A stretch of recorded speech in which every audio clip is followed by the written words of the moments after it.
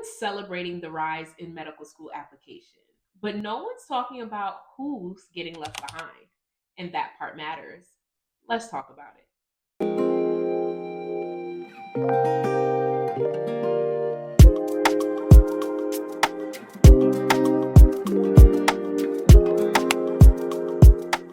Hello, everyone. It is Dr. Norte, your favorite medical mentor, and I am back with another video.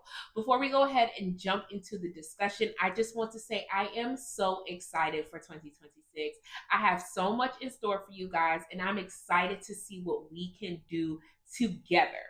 If you don't want to miss out on anything, go ahead, subscribe to this channel, and also go ahead and subscribe to our newsletter, and the link is down in the comments. Okay, let's go ahead and jump into the discussion. Recently, the Association of American Medical Colleges released an article about record-breaking enrollment into medical school in 2025. According to the article, there are over 100,000 students enrolled in medical school currently, with women and first-time applicants leading those that matriculated in the 2024 to 2025 application cycle. Last year, 54,699 students applied to medical school, which increased about 5% from the previous year. But this still doesn't top the 2021 to 2022 application cycle, where over 62,000 applicants applied during the pandemic. If you've been following the news lately, then you know that there's a physician shortage. And that's for a number of different reasons, and honestly, a discussion for another day. So, the increase in enrollment to medical school and applications to medical school is an amazing thing. We clearly need more physicians to take care of those that we love the most, the communities that we are a part of.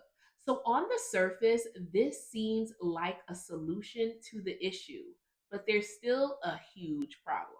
The number of students of color applying to medical school is steadily declining, and their matriculation rate is even lower.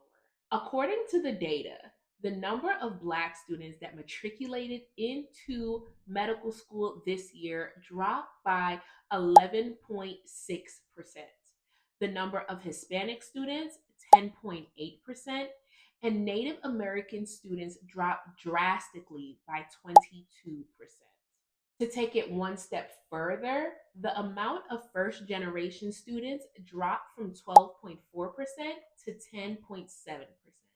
And to take it two steps further, of the 54,699 students that applied, 23,444 students got accepted into medical school in 2025.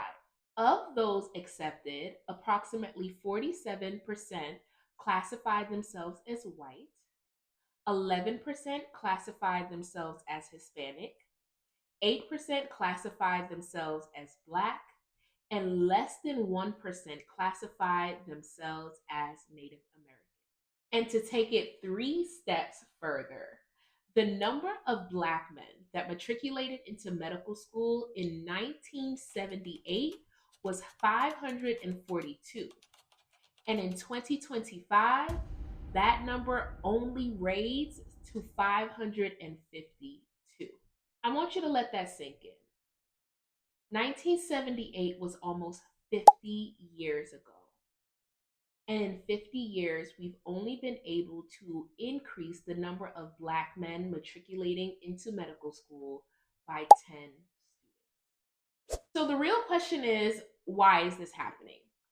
Some sources believe that the decline is due to the 2023 Supreme Court ruling that ended race conscious affirmative action, stating that it violated the 14th Amendment. While this specific reason may hold true for a lot of students, I believe that it goes deeper and taps into the unspoken reality. And that's the painful reality that many students of color feel like they don't belong. You remember when your mother used to tell you not to go to places that you're not invited? Yeah.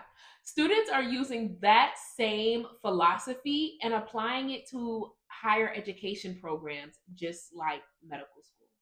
A sense of belonging brings forth the question: is this space safe for me? Am I accepted here? And when students of color get to medical school and they don't see many students that look like them, staff, faculty, administration, or leadership, they get the message: I am the exception, not the norm. Students of color knows what comes with entering into spaces where they don't belong. Isolation, being misunderstood, and a harder journey ahead to get the same results as their counterparts. So they're opting out before it even starts. Not to add that they're aware that their peers that are courageous enough to apply are getting rejected at even higher rates. So a lot of students are not waiting to get rejected. They're just removing themselves from the process altogether. And honestly, I get it.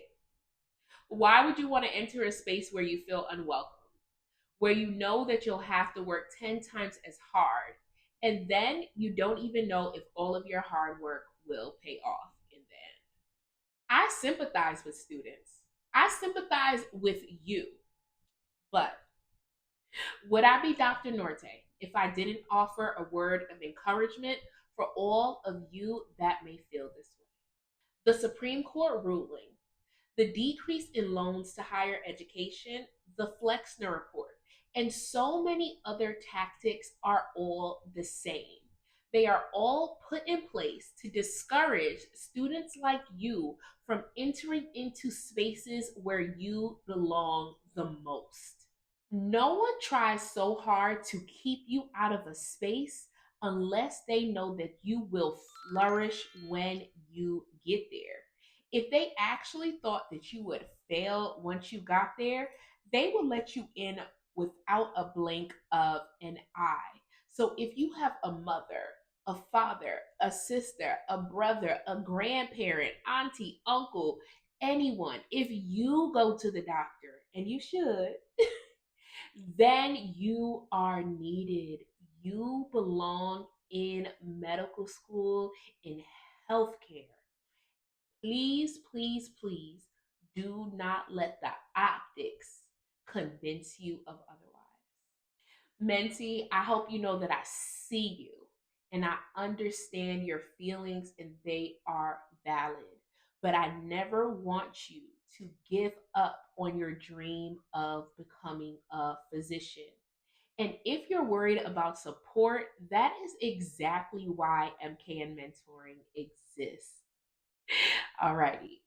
If you haven't already done so, go ahead, like, share, and subscribe. Subscribe to our newsletter as well so that you won't miss out on anything. And I'll see you on our next video. Alrighty.